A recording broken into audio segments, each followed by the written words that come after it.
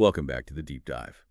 Today we're looking at something really intense. It's technically a song transcript, All I Had Left by LethalCulture, but honestly, it reads more like a final, very raw statement. It absolutely does. Yeah. What we're doing here is really unpacking this narrative of burnout, extreme burnout, and the self-sacrifice that leads to feeling completely abandoned. Yeah, tracing that path from giving absolutely everything, those last pieces, right down to hitting what the text calls flatline. And the setup is crucial, isn't it? The speaker makes it clear from the start, I didn't want to write this, but you gave me no choice. Right. It immediately tells you this isn't just art for art's sake. This feels like a confrontation that had to happen. Exactly, a necessary one. Because the implication is that all other channels, all other ways of being heard or seen just failed. This is the last resort, forced by that neglect. Okay, so let's get into that initial role. The speaker paints themselves as this, This guardian. the soldier. Mm-hmm. Held away like a soldier does. It's such a stark image, putting duty, or what they perceived as duty, to others above everything. And the cost is right there. Covered your wounds while I bled because you needed strength. That line just hits hard. It really does. It's not just giving support. It's actively harming oneself to maintain someone else's facade. That's the core of the problem starting right there. That idea that my pain doesn't matter as much as your appearance of being okay.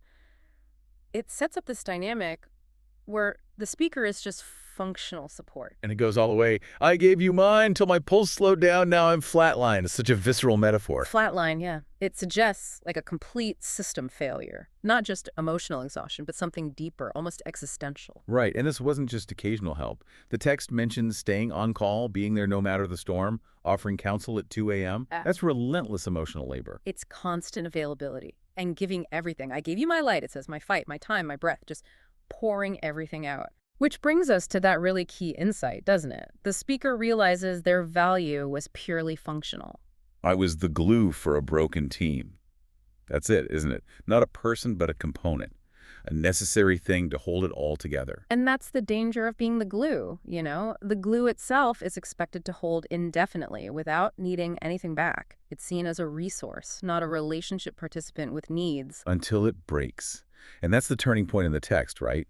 The soldier role, the constant giving, it couldn't last. The internal collapse starts. Yeah, and this is where that painful contradiction comes in. People saw them one way, but inside, completely different story. You called me strong, like that meant I'm fine. God, that line resonates. It really does. Because how often is strong used almost like a dismissal? Like, oh, you're strong, you'll handle it, I don't need to check in. Exactly. It becomes a label that prevents vulnerability. And the text says, while hearing that, internally, I cried every night just to feel alive. The sheer desperation in that. And the coping mechanism. It's heartbreaking. Held my chest with a panic hit. Told myself they care, but they never did. That internal argument, trying to convince yourself you matter to people when all the evidence points the other way. Yeah. That must have been utterly draining. Completely. And it just highlights the isolation. Even while being the central glue, they were profoundly alone. Which leads to the big question, the accusation really. Where the fuck were you when I shattered inside? That's the moment the unspoken contract just shatters. The one time the strong one needed help. Nothing. Silence. When the tears hit the pillow every goddamn night, the rawness of that. And then the kicker. Had a breakdown, nobody came. Guess my silence never made y'all shame. Oof. That realization that your absence, your complete withdrawal, didn't even register enough to make anyone feel bad or concerned. It proved their utility was the only thing keeping the connection alive.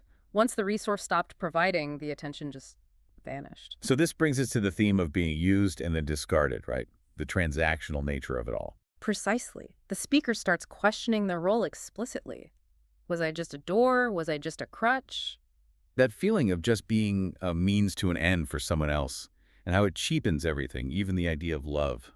Yeah, you say love like it's cheap and fast, the speaker says, but then counters with her own understanding. Love don't vanish when the skies go black. Real connection endures hardship. Theirs didn't. It was conditional. And it wasn't just one person, apparently. The criticism widens. Right, the family thing. Family's just a word that y'all abuse. You dipped the second I couldn't be used. That implies a whole group dynamic failed. It suggests this pattern of use and abandonment was systemic within their circle. It wasn't an isolated betrayal. And that classic empty promise. Oh, yeah. Call me if you need me. That's a lie. 'Cause I did.